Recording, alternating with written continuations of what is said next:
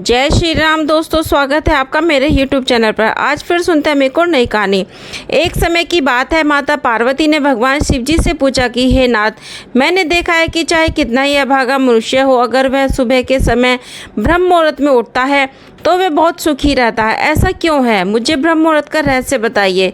तब भगवान शिव जी ने कहा कि हे देवी, मैं आपको इस प्रश्न का उत्तर एक कथा के माध्यम से बताऊंगा। कृपया आप इस कथा को ध्यानपूर्वक सुनना, और जो भी मनुष्य कथा को पूरी सुनेगा तो वह कभी भी अब इस अवसर को अपने हाथ से नहीं जाने देगा। ब्रह्म मुहूर्त का रहस्य जानकर पूरा जीवन बदल जाएगा। भगवान शिव कथा को सुनाना प्रारंभ करते हैं और माता पार्वती से कहते हैं कि बहुत समय पहले की बात है, काशी में संजू नाम का एक लड़का रहता था। वह लड़का बहुत ही अच्छा था, लेकिन उसकी एक गलत आदत थी, वह देर तक सोता रहता था। सुबह उसे जगाने के लिए घर वाले कई प्रयास करते, परंतु वह रोजाना सुबह देर से उठता था। वह लड़का कभी भी 9 बजे से पहले नहीं उठता था। जब वह बालक था तब परिवार वालों ने सोचा कि जब यह बड़ा हो जाएगा तो इसकी आदत में सुधार हो जाएगा, परंतु वह लड़का जैसे जैसे बड़ा होता गया उसकी आदत और भी ज़्यादा गहरी होती चली गई। दुनिया इधर से उधर हो सकती थी, लेकिन वह लड़का कभी भी जल्दी नहीं उठ पाता था। उसके पिता उसकी इस आदत से बहुत ज़्यादा परेशान रहने लगे थे। उस लड़के को ढेरों नकारात्मक की शक्तियों ने घेर लिया था। वह सभी को पलटकर जवाब देता था और दिन भर उदास रहता था। इसका असर उसके स्वास्थ्य पर भी पड़ रहा था। जब उस लड़के को यह पता लगा कि उसके सारे मित्र सफलता को प्राप्त कर चुके हैं, तब वह और भी ज़्यादा चिंतित हो गया और ईश्वर को कोसने लगा। वह बार बार यही कहता था कि मेरी किस्मत ही खराब है, परंतु उसके पिता अच्छी तरह जानते थे कि उस लड़के के असफल होने के पीछे क्या कारण है। भगवान शिव ने कहा कि हे देवी, फिर एक दिन की बात है, उसके पिता को किसी सन्यासी के बारे में पता चलता है तो वह तुरंत अपने बेटे की समस्याओं को लेकर उससे सन्यासी के पास जा पहुंचे और सन्यासी को बड़े ही विस्तार से अपने बेटे की आदतों के बारे में बताया। फिर सन्यासी ने कहा कि कल आप अपने बेटे को इस आश्रम में आने को कहना। फिर उस लड़के को पिता अपने घर की ओर चला गया। उसको पता था कि अगर मैं सीधे तरीके से अपने बेटे को सन्यासी से मिलने के लिए कहूँगा तो वह कभी तैयार नहीं होगा। उसने अपने बेटे को अपने पास बुलाया और कहा कि तुम्हारे सारे मित्र जीवन में सफलता प्राप्त कर चुके हैं, क्या तुम सफल नहीं होना चाहते हो? लड़के ने उत्तर दिया कि जरूर पिताजी, परंतु जब भी मैं अपने मित्रों से उनकी सफलता का रहस्य पूछता हूँ तो वे मुझे कुछ नहीं बताते हैं। भगवान शिव ने कहा कि देवी, हे देवी, फिर उसके पिता ने उससे कहा कि मुझे यह रहस्य पता चल गया है कि वे सभी क्यों सफल होते जा रहे हैं। तब उस लड़के ने बड़ी उत्सुकता से पूछा कि क्या पता चल गया है पिताजी, कृपा करके आप मुझे भी बताइए। उसके पिता ने कहा कि कल सुबह तुम्हें एक सन्यासी के आश्रम में जाकर उनसे मिलना है। यदि तुम वहाँ पर समय से पहुँच गए तो वह सन्यासी तुम्हें ऐसा मंत्र बताएंगे जिससे तुम सफल हो जाओगे, परंतु एक समस्या है। लड़के ने पूछा, क्या समस्या है? पिता ने कहा कि जब तक तुम सोकर उठोगे तब तक सन्यासी से मिलने का समय समाप्त हो जाएगा। भगवान शिव ने कहा कि हे देवी, फिर उस लड़के ने कहा कि पिताजी, मैं कल पूरी रात जागता रहूँगा और सुबह सन्यासी से मिलकर आऊँगा। उसके पिता ने कहा कि ठीक है, तुम वहाँ जाकर उस सन्यासी की आज्ञा को मानना। पिता की बात सुनकर वह लड़का बहुत अधिक खुश हुआ। जीवन में पहली बार रात्रि में वह जागता रहा, परंतु थोड़े ही समय में उसे नींद आ गई और वह सो गया। फिर अगली सुबह जब वह उठा तो उसे पता चला कि सन्यासी से मिलने का समय तो समाप्त हो चुका था। उसके पिता ने लड़के की तरफ देखा और कहा कि तुम जीवन में कभी सफल नहीं हो पाओगे, तुम जाओ, जाकर सो जाओ। पिता की यह बात सुनकर उस लड़के को बहुत दुख हुआ। उसने मन ही मन स्वयं को चुनौती दी कि कल सुबह मैं सन्यासी से मिलने अवश्य जाऊंगा। उसने अपने पैर में एक छोटा सा घाव बना लिया, जिससे दर्द के कारण उसे रात भर नींद नहीं आई। तब भगवान शिव ने कहा कि ये देवी, यह ऐसा पहला अवसर था जब उसने अपने जीवन में पहली बार सूर्योदय देखा था। वह तुरंत ही तैयार होकर सन्यासी से मिलने के लिए चला गया। आज उसका अनुभव कुछ अलग ही था। वह बेहद शांत महसूस कर रहा था। चलते चलते वह लड़का जैसे ही सन्यासी के आश्रम में पहुंचा तो वहाँ पर उसने देखा कि सन्यासी और उसके सभी शिष्य ध्यान लगाकर बैठे हुए थे। भगवान शिव ने कहा कि हे देवी, फिर जब ध्यान का समय समाप्त हुआ तब वह लड़का उस सन्यासी के पास पहुंचा और उन्हें प्रणाम करते हुए बोला कि आपके पास कोई ऐसा मंत्र है जिससे मैं सफल हो सकता हूँ? कृपया करके मुझे वह मंत्र बताइए।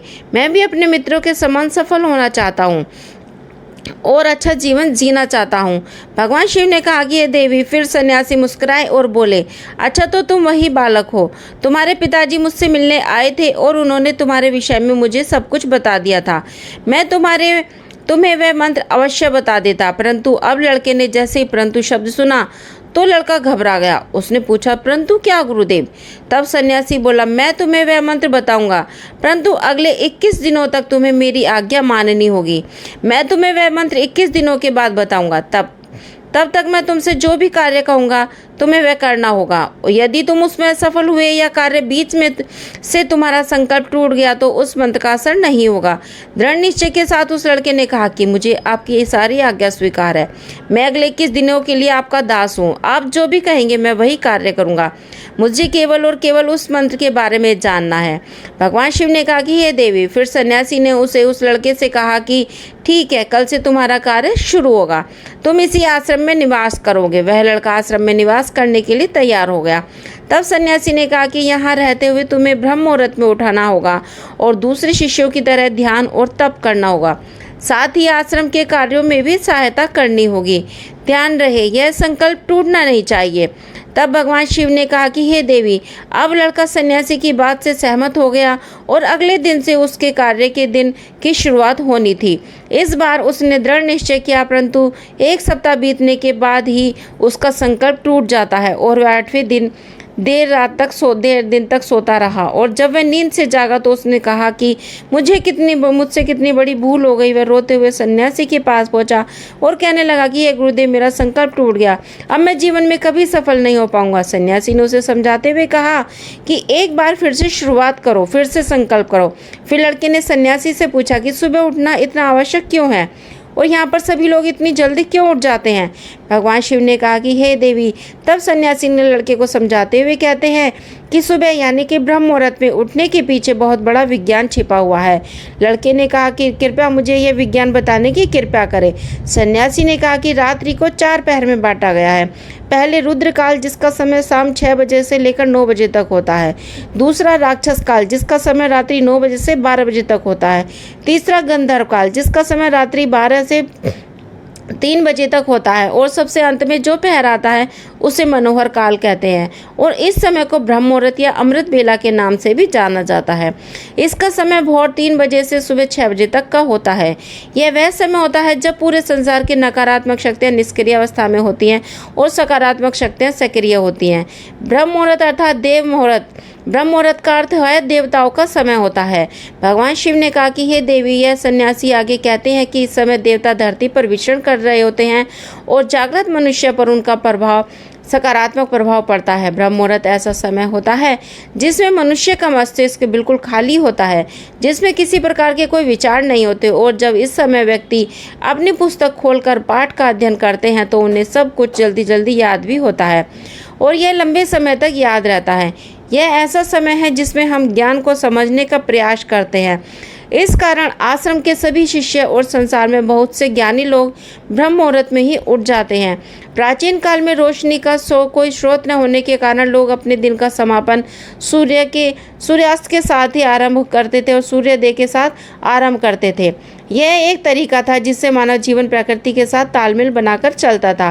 भगवान शिव ने कहा कि ये देवी। फिर उस लड़के ने कहा कि ठीक है, मैं कल से अपना संकल्प फिर से शुरू करता हूँ, परंतु ब्रह्म मुहूर्त में उठकर मुझे क्या क्या करना चाहिए? तब सन्यासी ने कहा कि ठीक है, मैं तुम्हें बताता हूँ कि ब्रह्म मुहूर्त में क्या करना चाहिए और कैसे करना चाहिए। सबसे पहले उठकर धरती माता पर पाँव रखने से पहले धरती माता को प्रणाम करना चाहिए और अपनी दोनों हथेलियों को देखना चाहिए और ईश्वर को धन्यवाद देना चाहिए कि उन्होंने आज तक सूर्योदय देखने का जो अवसर दिया है। इसके बाद नित्य कर्म और स्नान करने से शरीर की ही नहीं बल्कि मन की भी शुद्धता भी बढ़ती है। स्नान के पश्चात ध्यान की प्रक्रिया होती है। ब्रह्म मुहूर्त में ज्ञान की अवधि 21 दिन तक होती है। इस विधि का उपयोग तब किया जाता है जब आप अपनी पूरी मनोकामनाओं को पूर्ति करना चाहते हैं। यह ऐसा समय होता है जब व्यक्ति अपने आज्ञा चक्र को सक्रिय करने पर काम करते हैं। भगवान शिव ने कहा कि हे देवी। आगे वह सन्यासी कहते हैं कि आज्ञा चक्र दोनों भावों के बीच में होता है। यह संकल्प का स्थान भी कहा जाता है। अगर इस चक्र पर ध्यान केंद्रित किया जाए और अपनी मनोकामनाओं को बार बार दोहरा जाए तो मात्र 21 दिनों के भीतर वह मनोकामनाएं पूरी हो जाती है। अगर आपके मन में कोई अधूरी मनोकामना है और आप उसे पूरी करना चाहते हैं तो सबसे पहले उस मनोकामना का स्पष्टीकरण कर लें कि आपको क्या चाहिए, यह निर्णय अवश्य कर लें।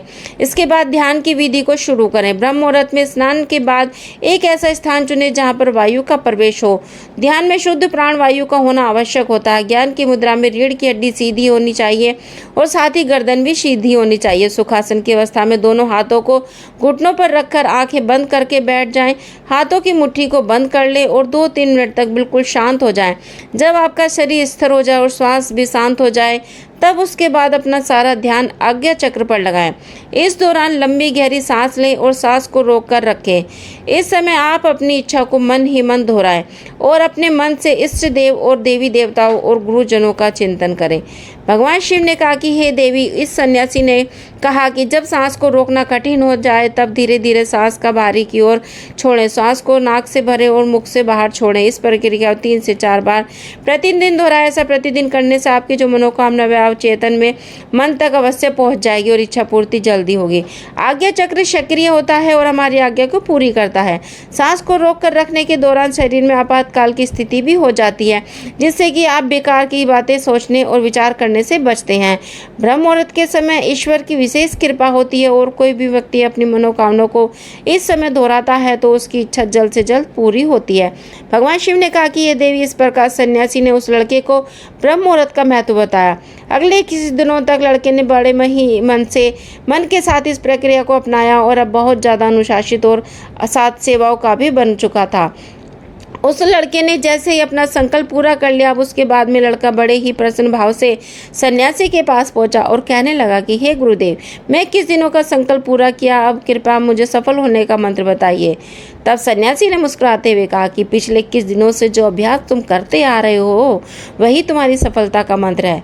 जो व्यक्ति ब्रह्म मुहूर्त में उठकर ध्यान प्रक्रिया को सही से करते हैं और वह जीवन में कभी असफल नहीं होते हैं। तुम्हें ब्रह्म मुहूर्त का रहस्य तो पता ही चल चुका है, अब तुम इसे जीवन पर्यंत करो, तुम्हें जीवन के लक्ष्य और सफलता दोनों प्राप्त होंगे।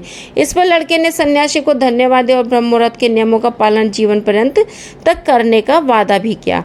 भगवान शिव ने कहा कि हे देवी, अब तक तो तुम्हें पता ही चल गया होगा कि ब्रह्म मुहूर्त क्या होता है। तब माता पार्वती ने कहा कि स्वामी, अब मुझे ब्रह्म मुहूर्त का संपूर्ण ज्ञान हो गया है। दोस्तों, अगर आप भी ब्रह्म मुहूर्त में आलस्य को त्याग कर जागने का प्रयत्न जीवन पर्यंत करोगे तो इस तरह से आप भी अपने जीवन के हर काम में सफलता प्राप्त कर लोगे। Thanks for watching friends. आशा करती हूँ मेरी वीडियो आपको पसंद आई होगी, तो प्लीज़ वीडियो को लाइक करें, शेयर करें, चैनल को सब्सक्राइब करें और bye bye. Support me, take care.